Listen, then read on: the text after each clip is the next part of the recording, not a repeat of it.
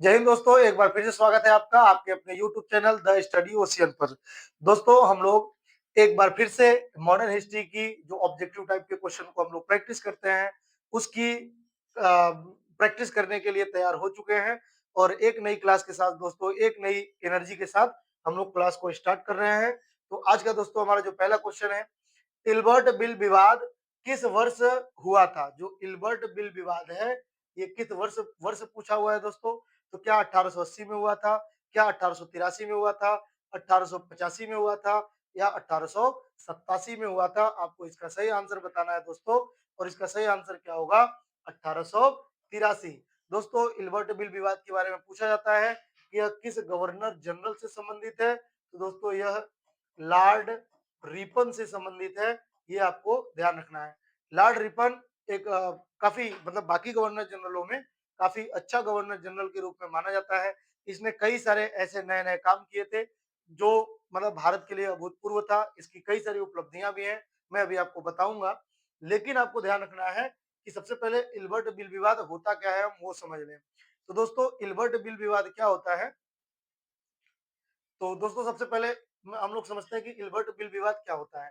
तो Ilbert bill विवाद दोस्तों ये था, ध्यान से समझना आपको, कि यह संसद में लाया गया एक प्रस्ताव था जो रिपन लेकर के आया था। तो इसमें था क्या? तो दोस्तों इसमें था क्या? जो ये इल्बर्ट बिल विवाद है, तो इस बिल में था क्या? तो ध्यान से समझना है दोस्तों। इसके पहले अभी तक का जो नियम था इसमें, ब्रिटिश सरकार के समय में जो नियम था, ये आया था 1883 में। तो 1883 में इस प्रस्ताव के आने से पहले का क्या नियम था? तो नियम ये था दोस्तों कि अगर कोई अंग्रेज जज है, ये जज के लिए है, अगर कोई अंग्रेज जज है तो वह सभी का मामला देख सकता है। किसका मामला देख सकता है? सभी का। लेकिन अगर कोई हिंदू जज है, हिंदू जज है या इंडियन जज है कह लीजिए, हिंदू मुस्लिम कोई भी अगर इंडियन जज है, भारतीय जज है कोई भी, अगर कोई भी भारतीय जज है, भारतीय जज है, तो वह केवल और केवल भारतीयों का मामला देख सकता है, किसी अंग्रेज का मामला नहीं देख सकता। मैं फिर से रिपीट कर दूं, 1883 से पहले ब्रिटिश सरकार में ये व्यवस्था थी, ये नियम था कि जो अंग्रेज जज होते थे, वह सभी के, चाहे वो अंग्रेज हो चाहे वो भारतीय हो, किसी का भी मामला उनके पास आता था तो उसकी सुनवाई कर सकते थे और उस पर जजमेंट दे सकते थे। लेकिन कोई भारतीय जज होगा तो वह केवल और केवल भारतीयों का ही मामला देखेगा, किसी अंग्रेज जज के मामले में वह डिसीजन नहीं दे सकता था। तो इस इल्बर्ट बिल विवाद क्या था? तो ये जो इल्बर्ट बिल दोस्तों था, इस बिल के द्वारा रिपन ने ये प्रावधान किया था कि अब या भैया सबका मामला हर कोई जज देखेगा, क्योंकि ये जज है तो ये सबका मामला देखेगा, चाहे कोई अंग्रेज हो चाहे कोई भारतीय हो। बस यही मामला था दोस्तों। और इसका अंग्रेजों द्वारा काफी व्यापक विरोध किया गया था। और न केवल इंडिया में बल्कि इंग्लैंड में भी इसका बहुत व्यापक रूप से विरोध हुआ। अब सोचिए विरोध का आलम ये था कि रिपन 1880 में यहाँ पे आया हुआ था गवर्नर जनरल बन करके, और एक वर्ष जनरली 5 वर्ष का इनका कार्यकाल होता था, है ना। तो वो अच्छा बुरा के आधार पे इनका आगे पीछे होता रहता था, लेकिन सामान्यतः 5 वर्ष एक गवर्नर जनरल होता था। तो ये 1880 से लेकर के 1885 तक के लिए आया था। लेकिन दोस्तों 1884 में ही इसी बिल की वजह से इसने इस्तीफा दे दिया था। ठीक है ना। तो ये भी पूछा जाए कि अगर किस वजह से रिपन ने इस्तीफा दे दिया था अपने पद से, तो इल्बर्ट बिल विवाद को लेकर के ये विवाद इतना बड़ा था कि ये रिपन जो था यह इस्तीफा दे दिया था। ये भी आपको ध्यान रखना है, ठीक है। तो इसने बहुत सारे सुधार किए थे। इसने क्या क्या किया था दोस्तों, जो लॉर्ड रिपन था, तो इसमें आपको ध्यान रखना है कि 1881 में इसने क्या किया था। तो जो जनगणना था, जनगणना वह रेगुलर हुआ। अगर आपसे पूछे रेगुलर अगर आपसे पूछे कि जो जनगणना था वह रेगुलर रूप से किसने शुरू किया था, तो लॉर्ड रिपन ने। इसके पहले 1872 में जनगणना हुआ था, लॉर्ड मेयो ने किया था, वह रेगुलर नहीं था। ये रेगुलर जनगणना होगा, प्रत्येक 10 वर्ष पे होगा। तो ये आपको ध्यान रखना है। तो जनगणना को रेगुलर किसने किया, व्यवस्थित किसने किया, तो लॉर्ड रिपन ने दोस्तों। इसके अलावा इल्बर्ट बिल विवाद तो है ही है। 1881 में ही दोस्तों इसने क्या किया था, सबसे पहले इंडिया में क्या किया था, प्रथम कारखाना अधिनियम लाया था। प्रथम कारखाना अधिनियम अधिनियम ठीक है। इसको कहते हैं फैक्ट्री एक्ट कहते हैं ना, फर्स्ट फैक्ट्री एक्ट कहते हैं इसको। तो प्रथम कारखाना अधिनियम, तो ये किसने लाया था, ये बहुत बार पूछा जाता है। तो ये लाया था लॉर्ड रिपन ने। तो लॉर्ड रिपन इसमें क्या प्रावधान किया हुआ था दोस्तों, इसमें जो बच्चे थे ना, बच्चे बच्चे और प्लस महिलाएं महिलाएं तो जो बच्चे और महिलाएं हैं, इनको जो फैक्ट्रियों में पहले काम कराया जाता था अंधाधुंध, 10-10, 12-12 घंटे, 12-12 घंटे तक इनसे काम करवाया जाता था फैक्ट्रियों में। तो इसको लेकर के ये नियम बनाया था कि बच्चों के लिए और महिलाओं के लिए कि काम का उचित दशा हो, और इतना ही नहीं है, काम करने का जो समय है वो भी निर्धारित किया।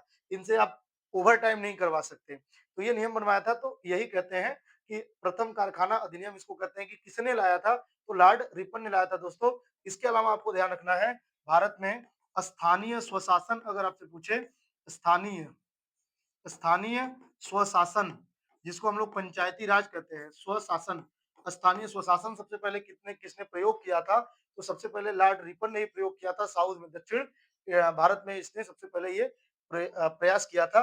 तो स्थानीय स्वशासन का जनक भी अगर पूछे भारत में कौन है, तो लॉर्ड रिपन ही है, ये आपको ध्यान रखना है। इसके अलावा दोस्तों इसने क्या किया था, 1882 में, जो 1882 है, तो 1882 में दोस्तों इसने एक आयोग गठित किया था जिसे कहते हैं हंटर आयोग। क्या कहते हैं, हंटर आयोग। और दोस्तों इस हंटर आयोग के तहत जो शिक्षा था, शिक्षा, तो जो शिक्षा है, इस शिक्षा का वो करना था, समीक्षा करना था, शिक्षा की समीक्षा करना था। कैसी समीक्षा, कि कौन सा शिक्षा किसके लिए दिया जाए।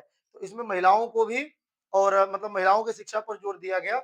ये आपको ध्यान रखना है। हंटर आयोग ने ऐसी सिफारिश की थी कि हमें शिक्षा के जो बेसिक, जो स्टार्टिंग की शिक्षा है, इनमें महिलाओं पर भी ध्यान रखना है। तो ये ध्यान रखना है, शिक्षा की समीक्षा के लिए इसने एक आयोग बनाया था कि कौन कौन सी शिक्षा हमें किसके किसके लिए दिया जाना चाहिए। तो इसमें महिलाओं की शिक्षा को लेकर के सिफारिश की गई थी। ठीक है, तो ये सारे के सारे प्रावधान किसके हैं, लॉर्ड रिपन के हैं। ये आपको ध्यान रखना है।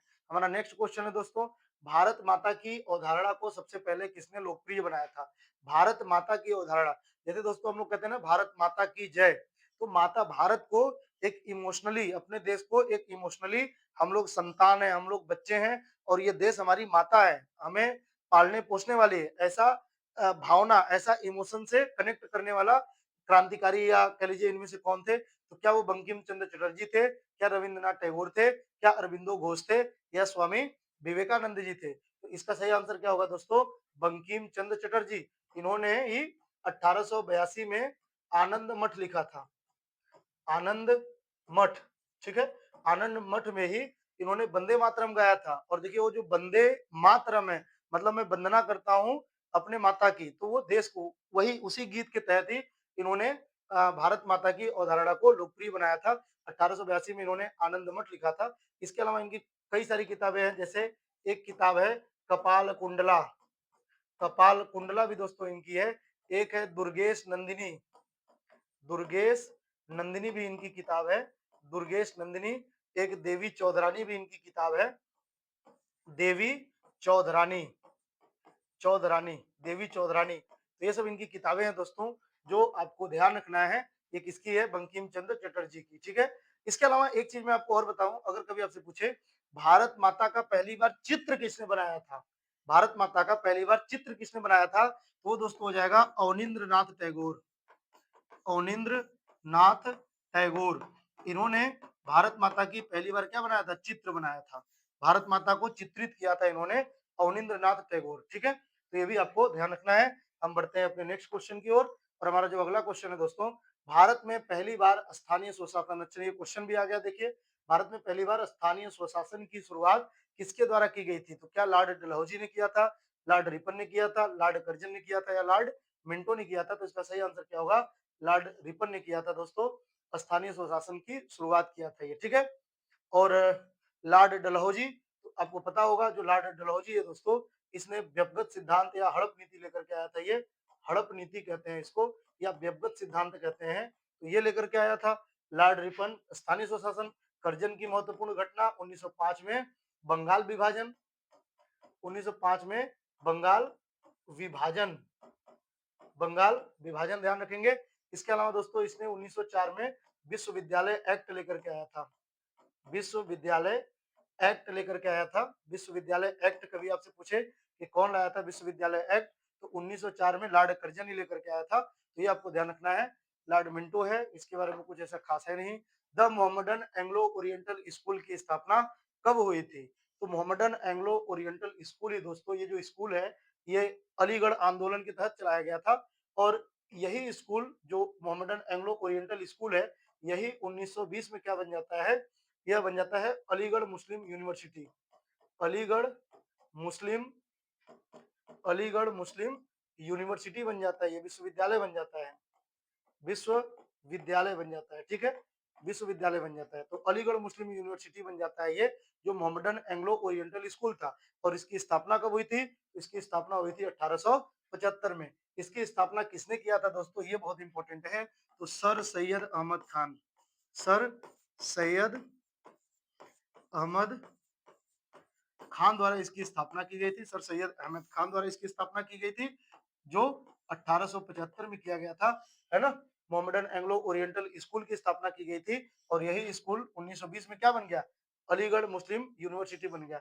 और अगर कभी आपसे पूछे कि सर सैयद अहमद खान ने कौन सा आंदोलन चलाया था, तो इन्होंने दोस्तों चलाया था अलीगढ़ आंदोलन, अलीगढ़ सुधार आंदोलन, अलीगढ़ मुस्लिम सुधार आंदोलन, अलीगढ़ मुस्लिम सुधार आंदोलन, सुधार आंदोलन। ये किसने चलाया था? तो ये सर सैयद अहमद खान ने चलाया था, ठीक है? चलिए नेक्स्ट क्वेश्चन की ओर बढ़ते हैं। स्वामी दयानंद सरस्वती ने आर्य समाज दिया हुआ है कि स्थापना कब की थी? तो क्या 1870 में, 75 में, 80 में या 1885 में? इसका सही आंसर क्या होगा दोस्तों? 1875 में। ये आपको ध्यान रखना है। और 1875 में दोस्तों इन्होंने जो आर्य समाज की स्थापना की थी, ये कहाँ पर किया था? तो स्थापना कहाँ पर किया था? स्थापना कहाँ पर किया था? तो ये किया था मुंबई में। कहाँ पर किया था? मुंबई में किया था। ये आपको ध्यान रखना है। लेकिन अगर मुख्यालय पूछेगा कि आर्य समाज का मुख्यालय कहाँ पे था, तो वो बताना है आपको लाहौर में। इन दोनों में ही अंतर है।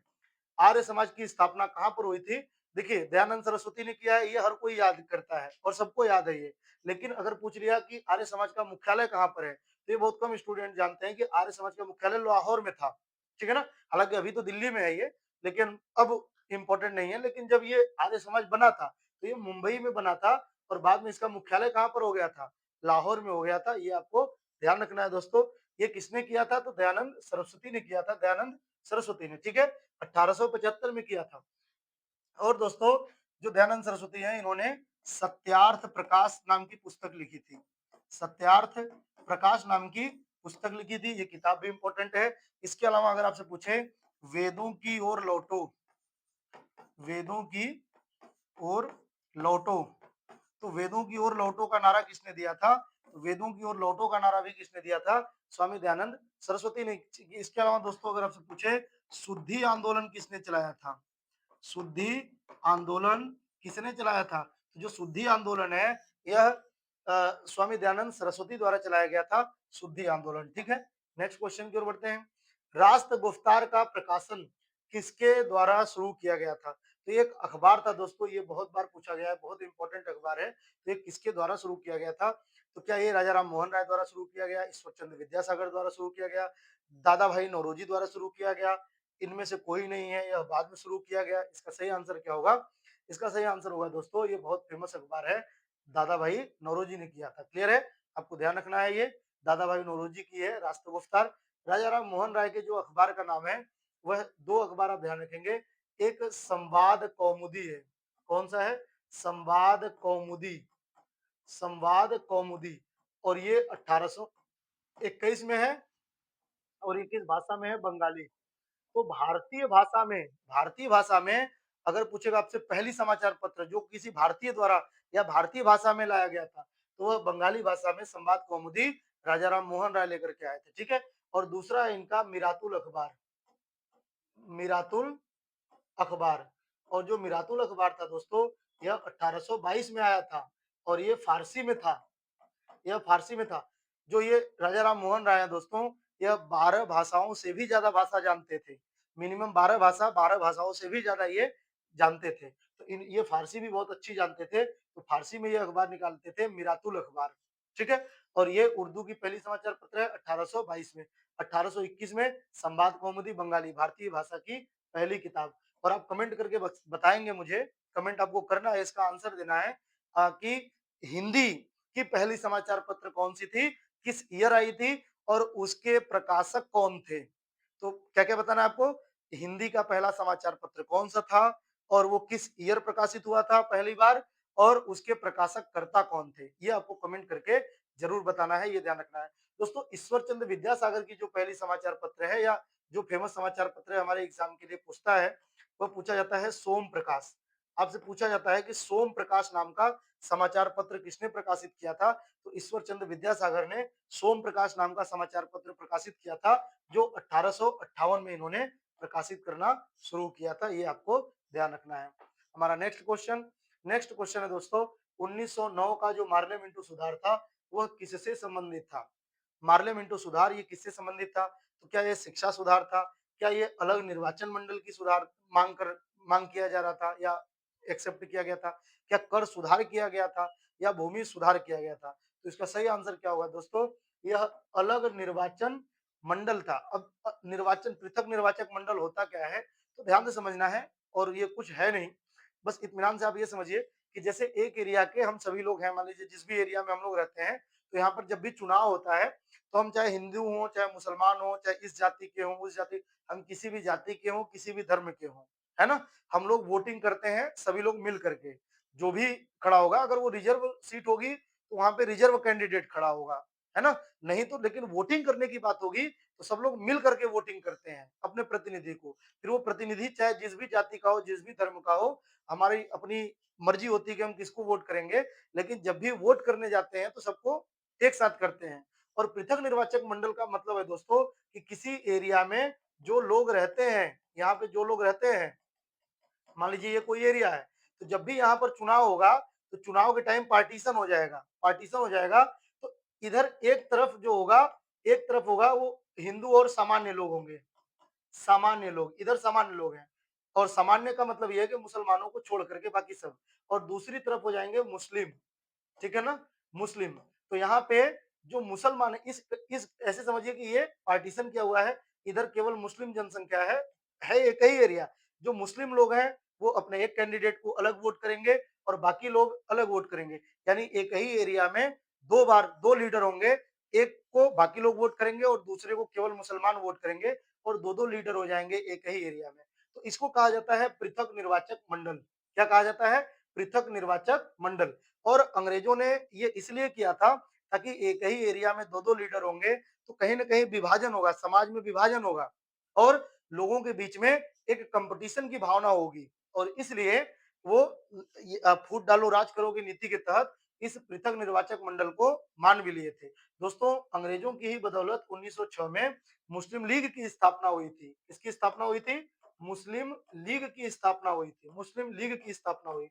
और मुस्लिम लीग की स्थापना हुई और मुस्लिम लीग ने सबसे पहले पृथक निर्वाचक मंडल की मांग कब की? तो इन्होंने मांग किया था 1908 में अमृतसर अधिवेशन में।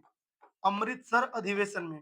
और ये अमृतसर अधिवेशन कांग्रेस का अधिवेशन नहीं था, मुस्लिम लीग का अपना अधिवेशन।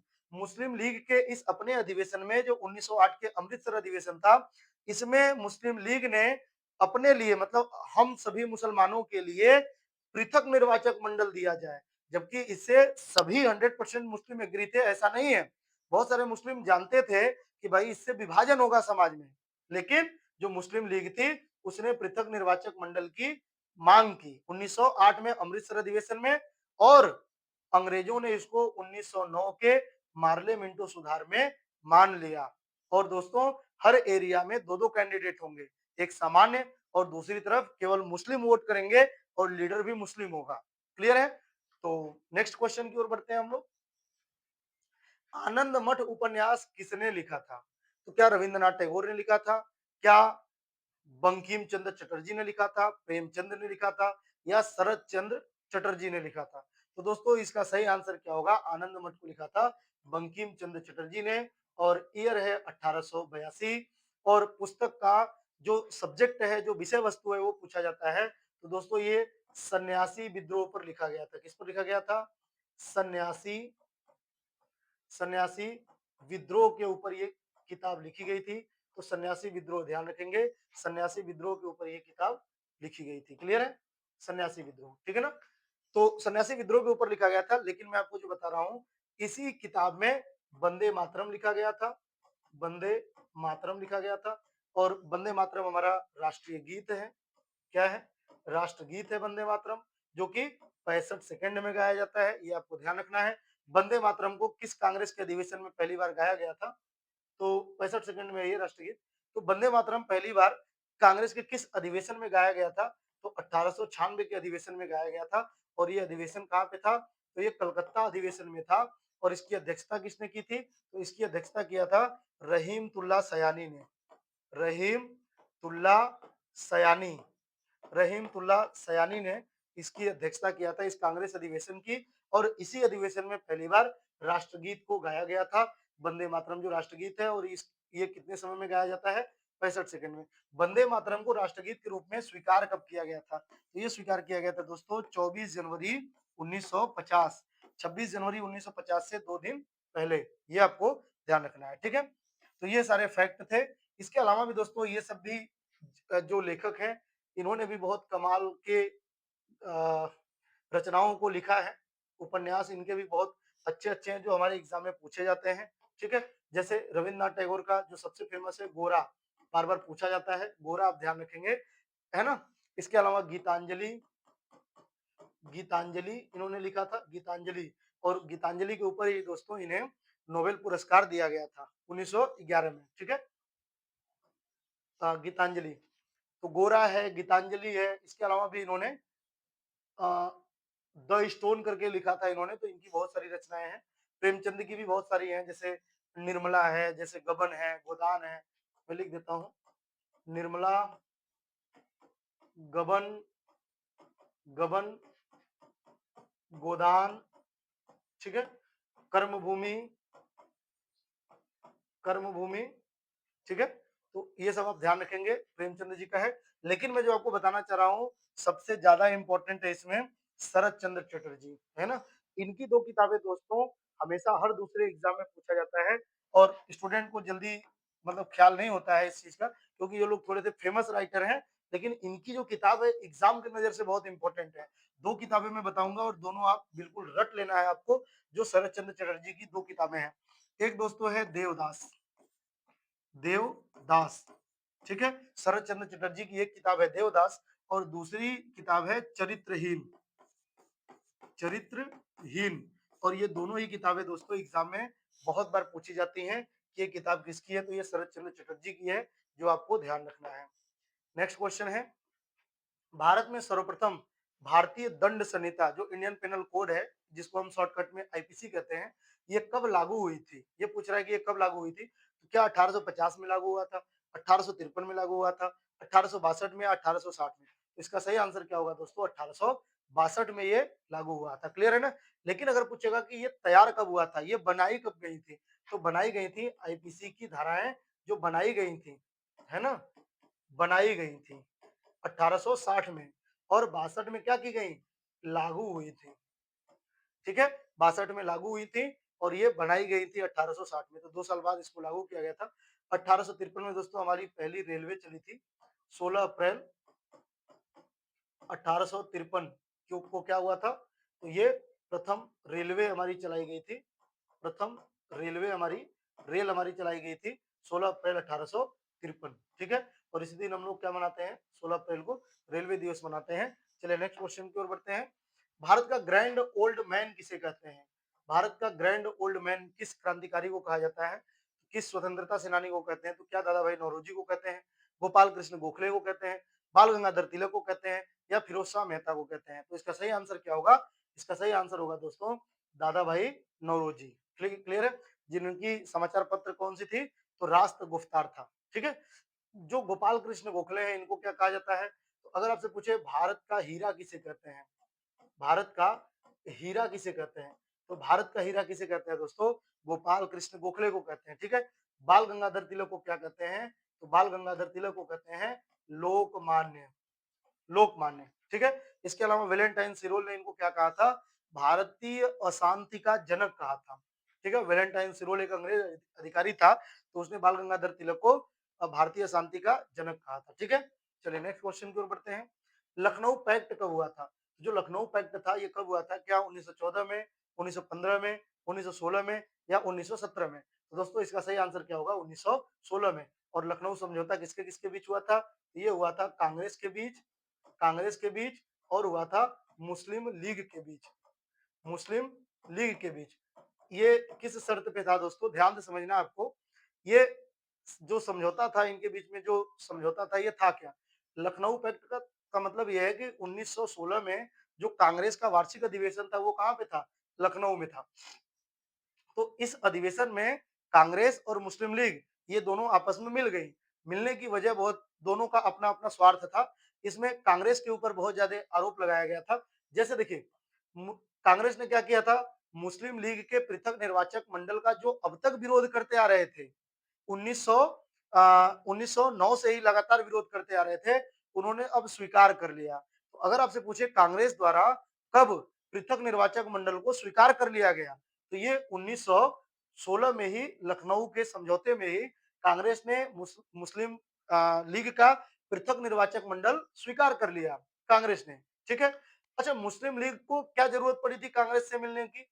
तो वजह ये था दोस्तों कि प्रथम वर्ल्ड वार चल रहा था, जो 1814 से लेकर के 18 तक चला था। और जो अब तक मुस्लिमों के जो मुस्लिम लीग जो थी, जो बड़े-बड़े लीडर थे, जो मुस्लिम बड़े-बड़े लीडर थे, तो आम जनता को तो ज्यादा मतलब नहीं था। जो बड़े-बड़े लीडर थे, जिनका अंग्रेजों के साथ साठगांठ था, अब उन्हें अपने खलीफा का याद आ रहा था, जो तुर्की के थे। तो तुर्की के धर्मगुरु, आपको पता है कि अंग्रेजों के बीच और तुर्की के बीच प्रथम वर्ल्ड वार में दोनों आमने-सामने थे। तो जो बड़े-बड़े लीडर थे मुस्लिम लीग के, उनको ये था कि हम अपने खलीफा का साथ दें या हम अंग्रेजों का साथ दें।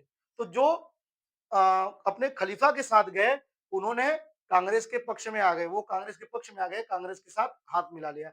तो ये इनका मतलब एक तरीके से अपना जो ये था, स्वार्थ था कि प्रथम वर्ल्ड वार में अंग्रेजों का विरोध करने के लिए इन्होंने कांग्रेस के साथ हाथ मिला लिया था। और कांग्रेस को क्या पड़ी थी? तो कांग्रेस को अपने आंदोलन को बहुत तेज करना था। इसी टाइम आपको पता है होम रूल लीग आंदोलन चरम पर चल रहा था। बाल गंगाधर तिलक और एनी बेसेंट होम रूल आंदोलन को बहुत चरम पर चला रहे थे। और यही वजह है कि कांग्रेस को एक बड़े सपोर्ट की जरूरत थी। और इसीलिए दोस्तों कांग्रेस में भी जो दो खंड थे, एक गर्म दल और दूसरा है नरम दल, ये दोनों ने ही हाथ मिला लिया इसी में, और ये दोनों ही एक हो गए थे। तो अगर कभी आपसे पूछे कि कांग्रेस का गर्म दल और नरम दल ये दोनों एकीकरण कब हुआ, तो ये भी लखनऊ समझौते के तहत 1916 में ही, इसी में। और इसका अध्यक्षता किसने किया था दोस्तों? कांग्रेस की अध्यक्षता किसने किया था? तो इस समय कांग्रेस की जो अध्यक्षता किया था, वो किया था अंबिका चरण मजूमदार। अंबिका चरण मजूमदार ने किया था। ये आपको ध्यान रखना है, अंबिका चरण मजूमदार ने किया था। और मुस्लिम लीग और कांग्रेस के मध्य जो ये समझौता हुआ था, किसने इसका विरोध किया था? तो इसका विरोध किया था मदन मोहन मालवीय ने। ये आपको ध्यान रखना है। नेक्स्ट क्वेश्चन है, हिंद स्वराज पुस्तक कब प्रकाशित हुई थी? तो दोस्तों हिंद स्वराज पुस्तक ये तब की है जब, ये महात्मा गांधी की है, और ये तब की किताब है जब महात्मा गांधी इंडिया नहीं आए थे। वो दक्षिण अफ्रीका में ही थे, तो उस टाइम उन्होंने ये किताब लिखी थी। तो ये ध्यान रखना आपको किसकी है? महात्मा गांधी की है। और ये इन्होंने कब लिखा था? तो ये दोस्तों लिखा था 1909 में। ठीक है, ये आपको ध्यान रखना है। चलिए नेक्स्ट क्वेश्चन की ओर बढ़ते हैं। नौजवान भारत सभा बहुत इंपॉर्टेंट संस्था है ये। नौजवान भारत सभा की स्थापना कब की गई थी? दोस्तों जो नौजवान भारत सभा है, ये भगत सिंह जब अकेले थे, जब क्रांतिकारी पकड़े गए थे, जो काकोरी कांड था, जब काकोरी कांड हुआ, तो उसके बाद जो क्रांतिकारी जेल में गए, पकड़े गए, तो भगत सिंह अकेले पड़ गए थे। और वो संघर्ष कर रहे थे कि आगे हम अपने क्रांति को कैसे बढ़ाएं, है ना? हालांकि बाद में आकर के जब चंद्रशेखर आजाद जेल से फरार होकर के आते हैं और भगत सिंह के साथ मिलते हैं, तो 1928 में इन्होंने HSRA बनाया था। और इसके पहले 1924 में इन्होंने क्या बनाया था? एचआरए बनाया था। तो 24 में एचआरए बनाया था कानपुर में, और दिल्ली के फिरोज शाह कोटला में इन्होंने बनाया था एचएसआरए। लेकिन इसके बीच में ही दोस्तों भगत सिंह जब अकेले थे, क्रांतिकारी, ये क्रांतिकारी संगठन बना। क्रांतिकारियों ने काकोरी कांड किया, ट्रेन को लूटा, और क्रांतिकारी सारे पकड़े गए। पकड़ करके इनको फांसी हुई या जेल हुई। तो भगत सिंह इस क्रांतिकारियों के गुट में पकड़े नहीं गए थे, बल्कि वो अलग थे, मतलब वो बच गए थे। और बचने के क्रम में दोस्तों इन्होंने क्या किया? संघर्ष किया कि हम कैसे फिर से एक ऐसी पार्टी बनाए। लेकिन इनके पास अब न तो बहुत ज्यादा सपोर्ट था, न तो इनकी टीम इतनी स्ट्रांग थी। तो उस टाइम इन्होंने प्रयास करके इन्होंने बनाया था। तो ये बनाया था भगत सिंह ने नौजवान सभा। और दोस्तों पूछा जाता है कि कब बनाया था, तो 1926 में बनाया था ये, 1926 में। और इनके साथी भी पूछता है कि ये भगत सिंह के साथी, इसमें यशपाल नाम ध्यान रखेंगे, यशपाल इनके सहयोगी थे। ठीक है, यशपाल, भगत सिंह और यशपाल ये दो लोग मिलकर के, ये दो मुख्य लोग हैं, बाकी कुछ और भी युवा थे इनके साथ, ये आपको ध्यान रखना है। नेक्स्ट क्वेश्चन है 1917 का मॉन्टेग्यू चेम्सफोर्ड सुधार। दोस्तों ये 1919 का होगा, आप इसको बना लेंगे। 1919 का मॉन्टेग्यू चेम्सफोर्ड सुधार किससे संबंधित था? तो क्या ये प्रांतीय स्वायत्तता था, अलग निर्वाचन मंडल था, शिक्षा सुधार था या कर सुधार था? इसका सही आंसर क्या होगा? प्रांतीय स्वायत्तता। यानी कहीं ना कहीं हमें संघात्मक व्यवस्था के लक्षण दिखाई देते हैं, राज्यों को कुछ सब्जेक्ट दिए गए थे, तो ये प्रांतीय स्वायत्तता थी, ये आपको ध्यान रखना है। दोस्तों हमारा जो नेक्स्ट क्वेश्चन है, भारत का नाइटिंगेल किसे कहते हैं? जो भारत का नाइटिंगेल है ये किसे कहते हैं? तो भारत का नाइटिंगेल कहते हैं दोस्तों सरोजिनी नायडू को, ये आपको ध्यान रखना है। ठीक है, सरोजिनी नायडू की दो किताबें हैं दोस्तों, इनके बारे में बहुत सारी चीजें हैं बताने के लिए। जैसे ये पहली महिला राज्यपाल थी, ठीक है ना, उत्तर प्रदेश की। लेकिन मैं जो आपको बता रहा हूँ एग्जाम के लिए, इनकी दो किताबें बड़ी इंपॉर्टेंट हैं। एक है गोल्डन थर्सहोल्ड, गोल्डन थर्सहोल्ड, ये बार बार पूछा जाता है किताब की किसकी किताब है, तो एक गोल्डन थर्सहोल्ड ध्यान रखेंगे। एक the broken wings, the broken wings, ये दो किताबें आप इनकी ध्यान रखेंगे। ठीक है ना, सरोजनी नायडू की, ये आपको ध्यान रखना है। ठीक है, नेक्स्ट क्वेश्चन की ओर। हिंदुस्तान सोशलिस्ट रिपब्लिकन एसोसिएशन यानी HSRA तो की स्थापना कब हुई थी? HSRA की स्थापना कब हुई थी? तो क्या 1926, 1928, 1927, 1929? सही आंसर क्या होगा दोस्तों? 1928। तो HSRA की स्थापना 1928 में हुआ था। और ये कहां पर हुआ था? HSRA शॉर्टकट में ही इसी को हिंदुस्तान सोशलिस्ट रिपब्लिकन एसोसिएशन को ही शॉर्टकट में क्या बोलते हैं? HSRA। तो इसकी स्थापना हुई कहां थी? इसकी स्थापना हुई थी दिल्ली के फिरोज शाह कोटला मैदान में, फिरोज शाह कोटला मैदान, कोटला मैदान। और पूछेगा कि किसने किसने किया था, तो दो लीडर का नाम आप ध्यान रखना है दोस्तों। एक ध्यान रखना है भगत सिंह का नाम, भगत सिंह का नाम, और दूसरा ध्यान रखना है चंद्रशेखर आजाद का नाम, चंद्रशेखर आजाद। ये दो बड़े लीडर थे, बाकी भी इनके सहयोगी थे। ठीक है, नेक्स्ट क्वेश्चन है सत्यार्थ प्रकाश पुस्तक के लेखक कौन है? तो क्या स्वामी विवेकानंद है, क्या स्वामी दयानंद सरस्वती है, रामकृष्ण परमहंस है या राजा राम मोहन राय है? तो इसका आंसर क्या होगा? स्वामी दयानंद सरस्वती। नेक्स्ट क्वेश्चन है ब्रह्म समाज की स्थापना कब हुई थी? दोस्तों ब्रह्म समाज की स्थापना 1828 में किसने किया था? तो राजा राम मोहन राय। ठीक है, राजा राम मोहन राय, ये ध्यान रखना है। राजा राम मोहन राय थे जिन्होंने 1828 में ब्रह्म समाज की स्थापना किया था। और इन्होंने दोस्तों आत्मीय सभा की स्थापना किया था, आत्मीय सभा की स्थापना किया था इन्होंने 1815 में। और दोस्तों इन्होंने एक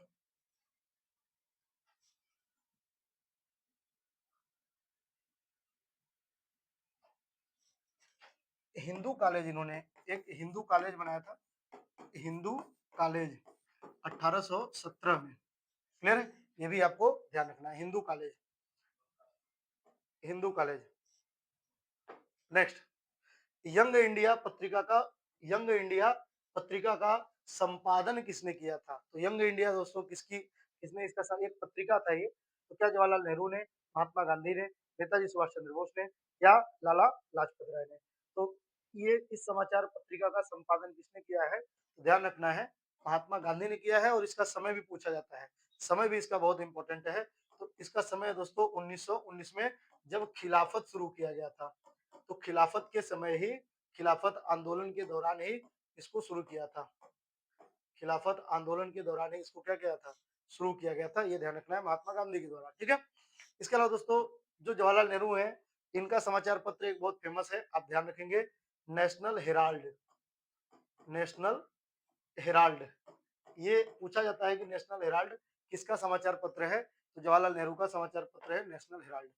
चौरी चौरा कांड किस वर्ष हुआ था? क्या 1920 में, 1921 में, 1922 में? तो ये ध्यान रखना है, चौरी चौरा कांड दोस्तों 5 फरवरी 1922। तो सही आंसर क्या होगा 1922। और इसका परिणाम क्या हुआ था? इसका परिणाम ये हुआ कि जो असहयोग आंदोलन चल रहा था वह 12 फरवरी 1922 को क्या हो गया? समाप्त हो गया। तो असहयोग आंदोलन की समाप्ति हो गई चौरी चौरा कांड की वजह से। ठीक है? चौरी चौरा कांड में दोस्तों कितने पुलिसकर्मी मारे गए थे? तो 22 पुलिसकर्मी मारे गए थे। यह गोरखपुर की घटना थी। गोरखपुर की घटना थी जो उत्तर प्रदेश का एक डिस्ट्रिक्ट है। नेक्स्ट क्वेश्चन है, भारत में पहली बार डाक टिकट कब जारी किया गया था? तो 1850 में, 1852 में, 1854 में, 1856 में। ये दो क्वेश्चन पूछा जाता है दोस्तों डाक टिकट को लेकर के। एक पहली बार डाक टिकट इंडिया में और दूसरा पूरे इंडिया के लिए डाक टिकट, है ना? तो देखिए आंसर दोनों होता है, यानी सही आंसर तो इसका 1852 है। 1852 भी हो सकता है, 1854 भी हो सकता है। ठीक है ना? दोनों में से कोई सा भी ऑप्शन होगा आप टिक कर सकते हैं। क्योंकि मैं आपको बताऊं 1852 में पहली बार डाक टिकट जारी किया गया था, लेकिन बहुत छोटे लेवल पे। इसके बाद जो सभी के लिए सार्वजनिक रूप से जो जारी किया गया 1854 में। इसीलिए वो कभी-कभी ऐसे पूछ लेता है कि भारत में पहली बार डाक टिकट व्यापक रूप से कब स्टार्ट किया गया था? तो 1854 में। और वैसे 1852 में ये सिंध एरिया में डाक टिकट जारी किया गया था, जो सिंध प्रांत था। तो ये दोनों ही क्वेश्चन पूछा जाता है। अगर पूरे भारत के लिए डाक टिकट पूछेगा सार्वजनिक रूप से तो 1854, और वैसे पहली बार केवल पूछेगा तो 1852। ठीक है? नेक्स्ट क्वेश्चन है, भारत का प्रथम स्वतंत्रता संग्राम किस वर्ष हुआ था? तो दोस्तों 10 मई 1857। ठीक है? 10 मई 1857। और कहां से दोस्तों? तो मेरठ से। मेरठ से। ठीक है? 10 मई 1857 मेरठ से। नेक्स्ट क्वेश्चन है, स्वदेशी आंदोलन की शुरुआत मुख्य रूप से कब प्रारंभ हुई थी? तो दोस्तों जो स्वदेशी आंदोलन की शुरुआत कब हुई थी ये बताना है आपको। क्या 1903, 1905, 1907 या 1909? और इसका आंसर दोस्तों आप लोग करेंगे कमेंट बॉक्स में।